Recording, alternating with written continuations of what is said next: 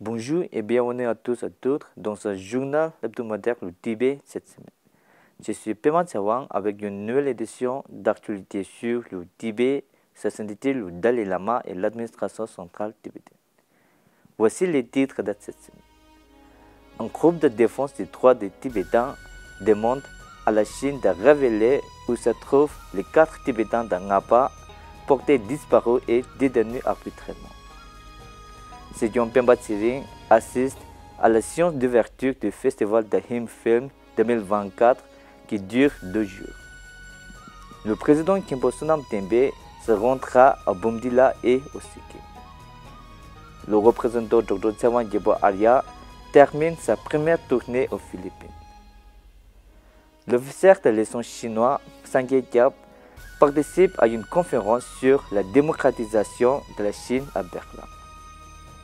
Le Bureau de coordination Tibet organise un programme de sensibilisation au Tibet à Mumbai pour renforcer la défense du Tibet.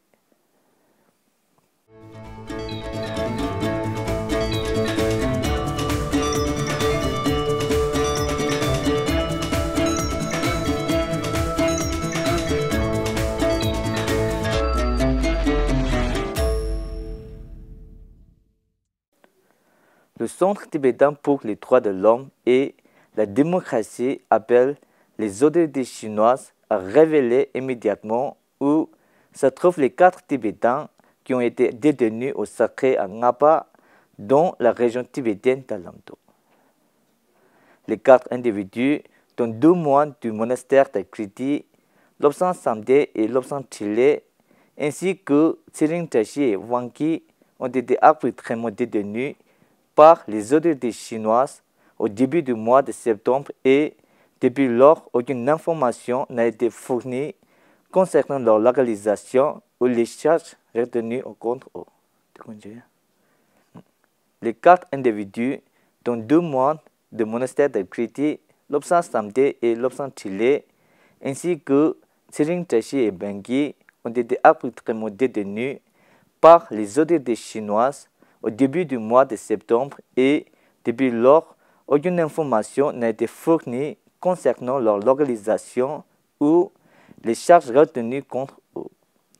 Une source a indiqué au Centre tibétain pour les droits de l'homme et la démocratie que des membres de la famille Haritsang auraient été arrêtés pour avoir entretenu des contacts en Inde, bien que les détails précis restent flous. Selon le rapport, ces derniers mois, la répression dans la région de Ngapa s'est intensifiée avec des restrictions accrues visant particulièrement le monastère de Kriti et les villages voisins. Cet incident fait suite à la fermeture par la Chine de 2 importants monastères bouddhistes en juillet qui a contraint environ 1600 moines novices à s'inscrire dans des internats gérés par le gouvernement. Cette mesure s'inscrit dans le cadre d'une campagne plus large visant à assimiler l'identité culturelle et religieuse tibétaine et à promouvoir l'assimilation à la culture dominante de la Chine Han. Le 24 octobre au soir, Sejong Pemba Tsering a assisté en tant qu'invité de marque à la séance d'ouverture du festival de Him Film à l'Université centrale de l'Himachal Pradesh à Dharamshala, aux côtés de Sudesh Sharma, membre de la 14e Assemblée législative de l'Himachal Pradesh, et de Manoj N. Joshi, acteur indien de Rano. Dans le discours qu'il a prononcé lors de la cérémonie de clôture du festival célébrant les œuvres des cinéastes en herbe de Kangra, Sejong Pemba Tsering a évoqué son expérience récente lors de la première du film Wisdom of Happiness au Festival du film de Zurich. The movie is called Wisdom of Happiness. And this is based on an interview with His Holiness for about an hour, and that is supported by a lot of archival materials and new creative art they created to express to support the narrative of the interview with His Holiness the Dalai Lama. And we live very close to His Holiness. I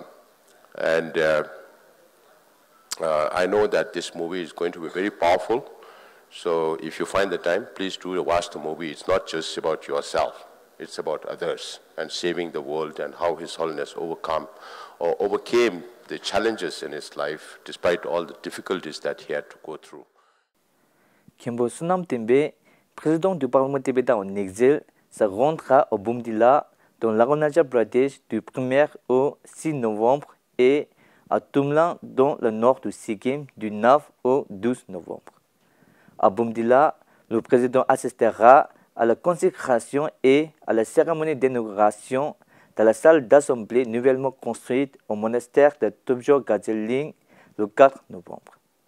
À Tumla, il participera à la célébration du nouveau temple Ogen Minderling, Palri Pema Eugi Prodang avec Gyanchakra le 10 novembre et l'événement principal avec la danse rituelle de Tseju le 11 novembre. Le représentant Dr. Tsewan Gyabo Arya du bureau de liaison de sa sainteté le Dalai Lama pour le Japon et l'Asie de l'Est a conclu sa première tournée officielle d'une semaine aux Philippines le 27 octobre après une série d'interactions et de conférences sur la question du Tibet dans les régions entourant la ville de Manille. Les Philippines ont été l'un des rares pays à soutenir le Tibet aux Nations Unies au début des années 1960 pour condamner l'occupation chinoise du Tibet et mettre en doute la véracité de la libération du Tibet. Le prestigieux prix Ramon Magsaysay des Philippines a été décerné à sa sainteté le Dalai Lama en 1959 pour son leadership dans la préservation de la société, de la religion et de la culture tibétaine à une époque critique. Dr. Tsewan Gyabo Arya a rencontré le membre du Congrès Adrian Hampton et a discuté de la question du Tibet et de la vision du 16e Kasha. Il a présenté une copie de la loi américaine Resolve Tibet Act, encourageant l'adoption d'une législation similaire aux Philippines. Le député Hampton a exprimé son soutien à la lutte non violente du Tibet et a conseillé de poursuivre les négociations avec la Chine en vue d'une résolution pacifique. Par ailleurs, le représentant Dr. Tsewan Gyabo Arya a rencontré Valésh Chao du Bureau économique et culture de Taipei pour discuter du Tibet, de Taïwan et de la Chine et a convenu de l'importance de la liberté et de la démocratie dans la résolution des problèmes avec la Chine. À l'Université des Philippines, le représentant s'est entretenu avec le doyen Fernando Pragas, le professeur Diosa Labiste et des étudiants sur l'histoire du Tibet et a mis en garde contre la désinformation chinoise. Il a également visité le Philippe Pagliul Tibetan Buddhist Dharma Center pour informer les moines du travail de l'administration centrale tibétaine. Le Dr. Tsewan Gyabo Arya a rencontré la présidente de la fondation du prix Ramon Magsaysay, Susan Afan et Joy Alampe, qui ont discuté de la promotion de la vision du Dalai Lama pour la paix dans le monde et des projets pour la célébration de son 90e anniversaire. L'officier de liaison chinois du bureau du Tibet à Genève, Sangye Kyab, a participé à la conférence conjointe des peuples de Mongolie, Mongolie intérieure, Hong Kong, Ouïghours, Taïwan et Tibet contre les atrocités en Chine, organisée par Sino-Euro Voice à Berlin en Allemagne. Dans son discours, lors de la cérémonie d'ouverture, l'officier de liaison chinois Sangye Kyab a rappelé les immenses contributions et les conseils avisés de sa sainteté le 14e Dalai Lama pour promouvoir la collaboration entre les victimes de la répression politique du PCC, tout en exprimant sa déception quant à l'oubli d'inclure un représentant du mouvement du Livre blanc dans cette conférence.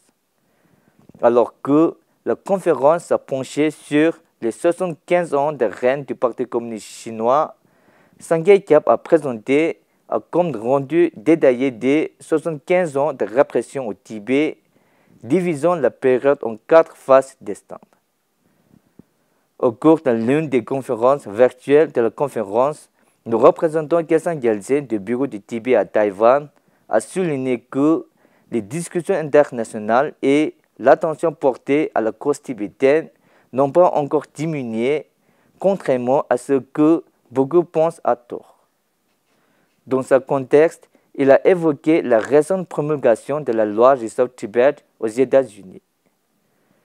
La conférence était organisée conjointement par le siège britannique du Parti de la démocratie de Chine, la Fédération pour une Chine démocratique, la Fondation taïwanaise pour la démocratie et le Parti de la démocratie de Chine.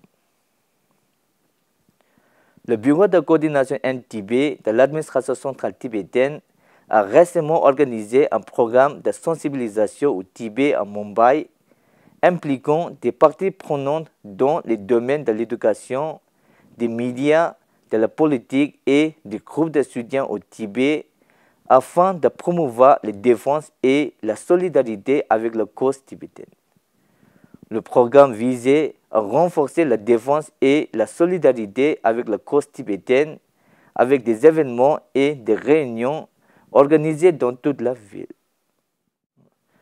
Dans le cadre de l'initiative de sensibilisation, le programme Journée pour le Tibet a été organisé au lycée Shri Chhatrapati Shivaji à Navi Mumbai, où environ 70 étudiantes et membres du corps enseignant ont assisté au programme sur le thème « Pourquoi le Tibet est important pour l'Inde ». L'invité principal, Santosh Grahat, a assisté à la session au cours de laquelle la coordinatrice du bureau de coordination N-Tibet, Tashi Diki, a présenté les liens historiques, culturels et géopolitiques entre l'Inde et le Tibet dans son allocution. Le programme a mis en évidence la pertinence stratégique du Tibet, y compris les préoccupations environnementales et l'importance du soutien de l'Inde à la cause tibétaine. De même, une autre réunion de sensibilisation s'est tenue au Mehboob Studio avec le producteur de Bollywood Raj Satyam et son nouveau Anish Vajla, avant de rencontrer Shaji Ranjan, acteur, cinéaste et producteur à Sony Entertainment Television, dans son bureau de Lokhandwala, l'Ouest Andheri.